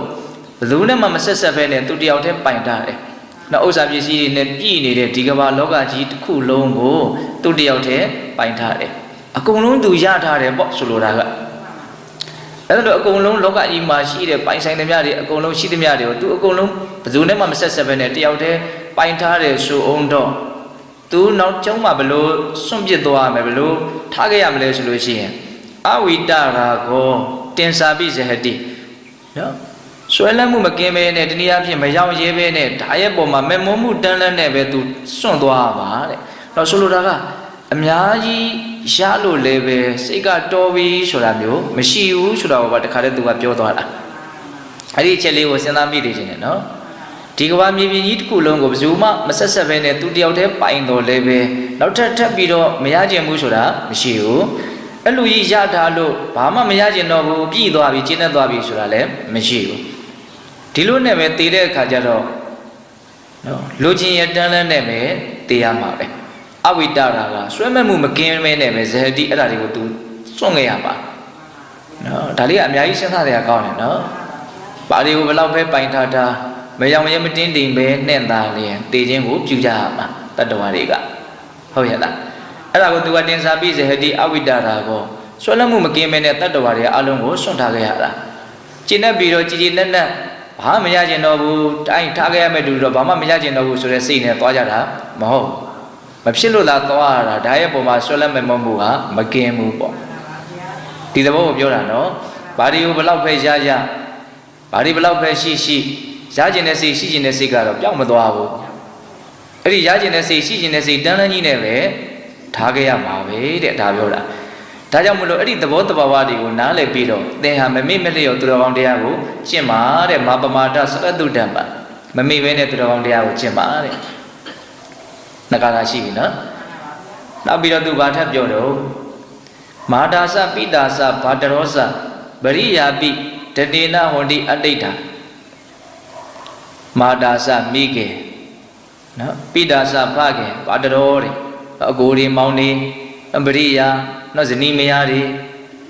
ဒါတွေဟာတဏိနာဥစ္စာပစ္စည်းတွေဘလောက်ပဲရှိတာအတိဋ္ဌာရောင်ရဲတယ်ဆိုတာမရှိဘူးတဲ့အကိုရဲ့အဖေတွေမေတွေညီတွေကိုတွေမောင်တွေနှမတွေကိုနီးဝန်းကျင်မှာရှိတဲ့ကိုနဲ့ပတ်သက်ဆက်ဆက်နေတဲ့လူတွေသူတို့ဟာဥစ္စာပစ္စည်းနဲ့ရောင်ရဲတယ်ဆိုတာမရှိဘူးတဲ့အချင်းချင်းလည်းပဲအတူတူနေရတာမနေကျင်တော့ဘူးဆိုတဲ့သဘောမျိုးနဲ့လည်းရောင်ရဲတယ်ဆိုတာလည်းမရှိဘူးတဲ့အဲ့လိုရောင်ရဲမှုမရှိဘဲနဲ့ပဲတေစာပိဇဟတိအညမညာအဲ့ဒီပုဂ္ဂိုလ်တွေကအချင်းချင်းရောင်ရဲမှုမရှိဘဲနဲ့ပဲစွန့်ရရမှာတဲ့ဒါတော်တော်လေးတော့စဉ်းစားကြရတော့ကောင်းတာပေါ့နော်တကယ်တမ်းကသေပြီဆိုလို့ရှိရင်တော့သေတဲ့အချိန်မှာအလုံးကိုနားလည်မှုနဲ့စိတ်ထဲမှာရှင်းရှင်းလင်းလင်းဖြစ်ပြီးတော့သေရရင်တော့တော်တော်ကောင်းတာပေါ့နော်အခုဟာစိတ်ထဲမှာရှင်းရှင်းလင်းလင်းမဖြစ်ဘဲနဲ့သေကြမှာလို့ဆိုလို့လားနားလည်မလားမသိဘူးနော်အချင်းချင်းဟာဘယ်လိုနည်းနဲ့စွန့်ရတာလဲဆိုတော့မယောင်ရဲပဲနဲ့အချင်းချင်းစွန့်ကြရတာလျောစဉ်အမြင်တန်းလန်းနဲ့ပဲမဖြတ်ချင်ပဲနဲ့ပဲဖြတ်ကြရတာဒါကိုသူကဆိုလိုတာအဓိကပါတော့စိတ်တိုင်းမချပဲနဲ့ဒီအခြေအနေကြီးကိုသူရင်ဆိုင်သွားတာဒါတော်တော်မကောင်းတဲ့ကိစ္စလို့ဆိုနိုင်တယ်နော်တကယ်ဆိုရင်ထားခဲ့ရမယ့်ကိစ္စပဲပြတ်သားသားဖြစ်နိုင်ရင်တော့တော်တော်ကောင်းမှာပေါ့ကိုမပြတ်သားလည်းပဲအတူတူဆက်နေလို့မှမရတော့ပဲကိုအတူတူဆက်ပြီးတော့နေလို့မရမယ့်အတူတူဆိုလို့ရှိရင်တော့စိတ်ထဲကရှင်းရှင်းလင်းလင်းပြတ်သားမယ်ဆိုရင်တော့အများကြီးလွတ်လပ်မှုပေါ်ပါမှုရှိနိုင်တယ်အခုအခွဲရတာကိုပဲနောက်ဆန်တည်တဲ့နဲ့သူကခွဲရတာအမြင်မပြတ်ဖဲနဲ့ခွဲရတာအဲ့ဒီနီးနဲ့ပဲတတ္တဝါတွေကအချင်းချင်းမလုပ်ကြလို့စွန့်ကြရတာအရင်တုန်းကတရားဓမ္မတို့အရင်ဘွားတုန်းကအုံတို့တွေအကုန်လုံးပေါ့လေကိုယ်တိုင်းဝိုင်းနဲ့ကိုရှိခဲ့တာပါပဲအခုဒါဘွားချသွားလို့လားအမှတ်မရကြတာပေါ့နော်အဲ့ဒီတုန်းကလည်းတေကာလေးအချိန်မှာအဲ့ဒါလေးတွေရဲ့ပုံမှာတရားစင်မကင်းမဲနဲ့အမြင်တန်းလန်းနဲ့ပဲထားခဲ့တာပဲလေအခုကြတော့လည်းပဲဘာမှမသိတော့ဘူး အခုဒီဘဝမှာပတ်သက်နေတဲ့လူတွေကိုဘယ်လိုနီးနဲ့ထားခဲ့မှာလဲအဲ့ဒီနီးနဲ့ပဲထားခဲ့မှာနော်တချို့ဆိုလို့ရှိရင်ပြောတာရှိတယ်အာဒီကောင်ပေါင်းလည်းဖြစ်နေတယ်သားသမီးတွေမစုံသေးလို့အသက်ကမထွက်နိုင်ဘူးအဲ့လိုတော့ပြောကြတာရှိတယ်နော်အသက်ကိုလည်းထွက်တယ်ဆိုတဲ့အသုံးနှုန်းနဲ့သူတို့သုံးကြတာရှိတယ်ဟုတ်တယ်အဲ့ဒါနိုင်ငံခြားကတချို့သားတွေသမီးတွေပြန်ရောက်လာပြီဆိုမကြောက်ဘူးတချို့ဆိုနိုင်ပိုင်းနဲ့ရက်ပိုင်းနဲ့အဲ့ဒီကြတော့မှသေတယ်တဲ့ဒါလည်းပဲနော်ဖြစ်တော့ဖြစ်နိုင်တယ်ထင်ပါရဲ့ဟုတ်လားစိတ်ကလျှော့လိုက်တာနဲ့မှာကိုဟုတ်လားအဲ့တော့ဘာလဲဆိုတော့အမြင့်တန်းလန်းနဲ့သေခြင်းကိုပြုရတာမခွဲခြင်းပဲနဲ့မခွာခြင်းပဲနဲ့အချင်းချင်းစွန့်ရရတာပြောရရင်ဘယ်လောက်စိတ်ပြည့်စရာကြီးလဲဆိုတာကိုလည်းပဲနားလည်စေချင်တာပေါ့နော်အဲ့ဒါကြောင့်မလို့အဲ့ဒီသဘာဝတွေကိုတွေးတောပြီးတော့မြတ်တဲ့အကျင့်ကိုသာသင်မမေ့မလျော့ရှင်းပါတဲ့ဥရိယမပမာဒစရတုတ္တပံနော်ဒီသဘောသဘာဝတွေကိုနားလည်ပြီးတော့လည်းပဲမမေ့မလျော့သူတော်ကောင်းတရားကိုရှင်းပါတဲ့နောက်၄ခုမြောက်ကထာသူပါပြောတော့ကာယောပရဘောဇနံတိညတ္တဝါတန်တာရိတုပတိဉ္စဒုက္ခတိဉ္စဣတရဝါသောတိဇာနိယာနာဒီစကားတွေကလည်းကောင်းတယ်ကာယောဒီခန္ဓာကိုယ်ကြီးဆိုတာတဲ့ပရဘောဇနံတိတပါးသောတရားဝါတို့ရဲ့အစားအစာဖြစ်တယ်လို့ညတ္တဝါသိရမယ်တဲ့ဒီပါဠိတော်လေးကဒီမှာလာတွေ့နေနော်ခန္ဓာဆိုတာသူတစ်ပါးရဲ့အစားအစာတဲ့ကိုသိပြီဆိုလို့ရှိရင်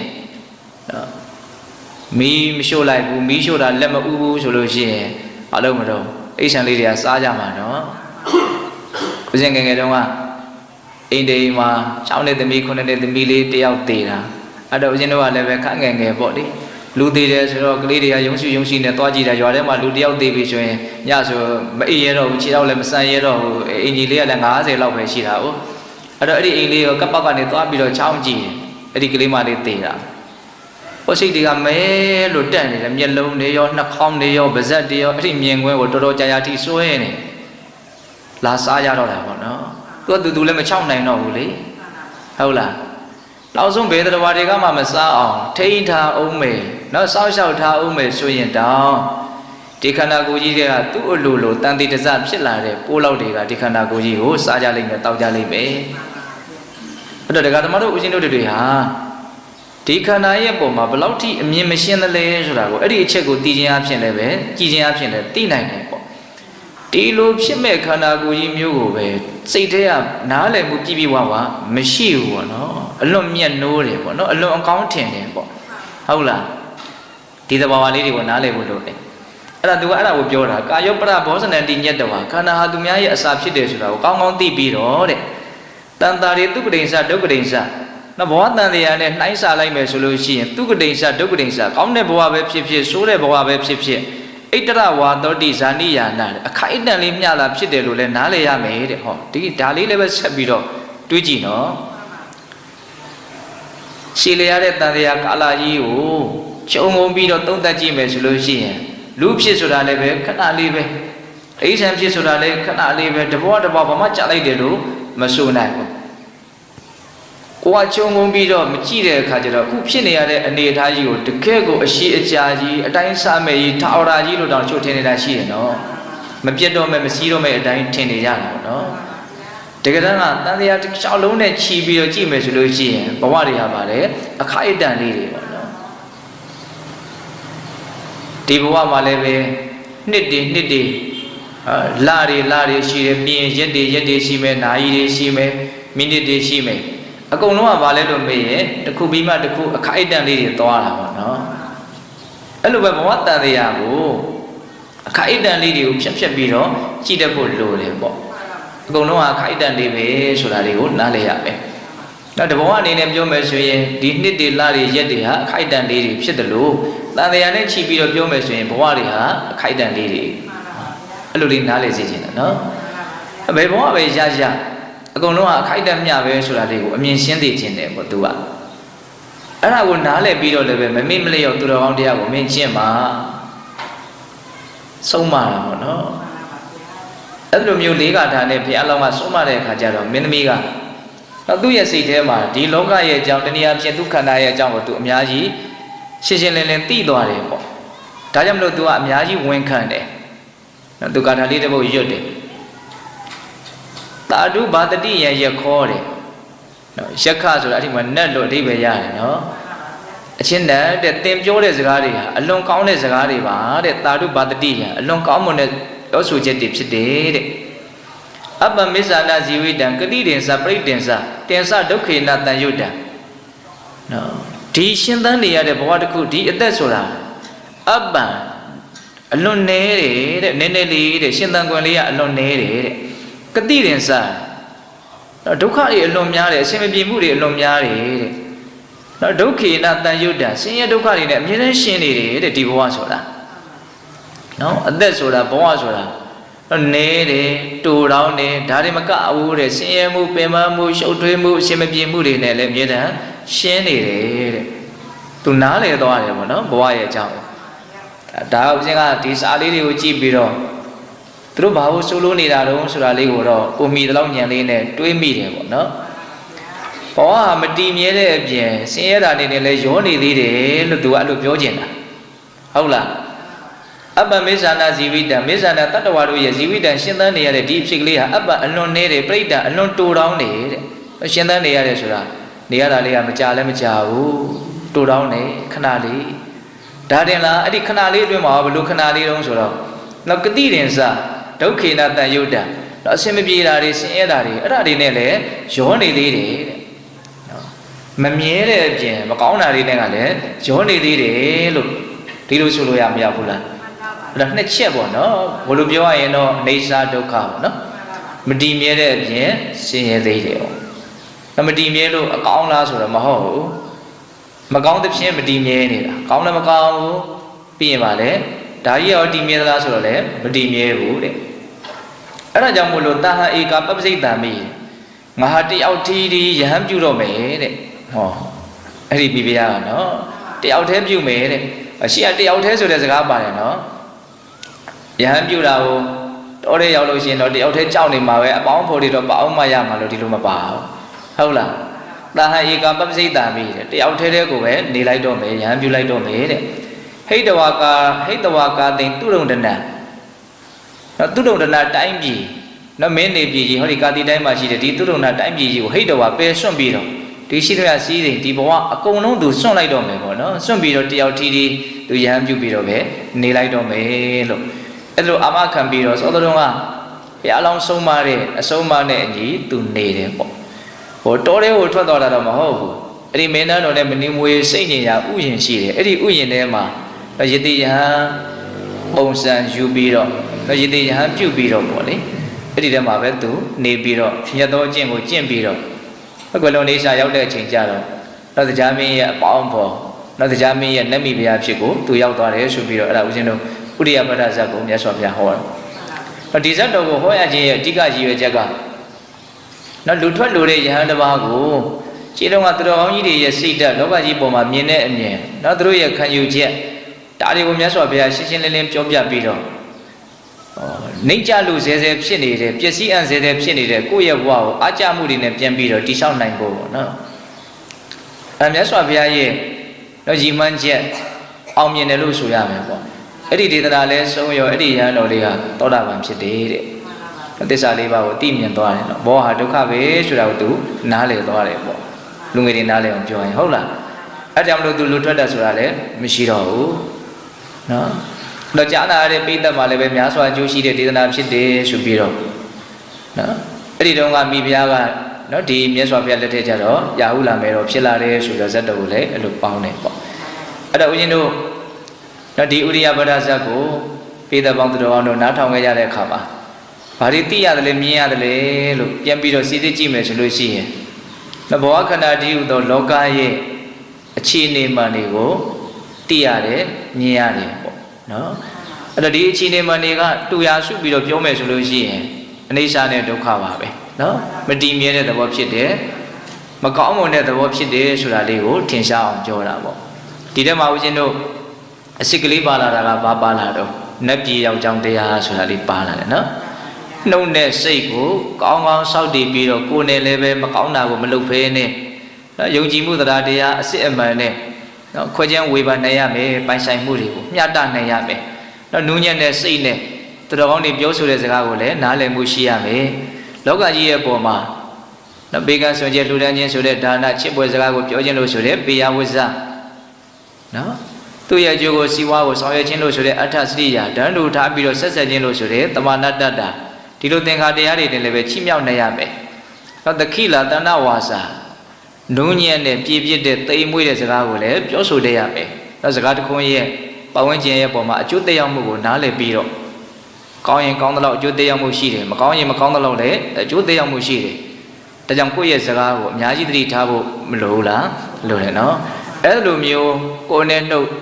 နော်နှလုံးသုံးပါးလုံးကိုစောင့်တင်းပြီးတော့အကောင်းဆုံးဖြစ်အောင်နေမယ်ဆိုလို့ရှိရင်ဣဋ္ဌတိတောပရလောကနာပါယ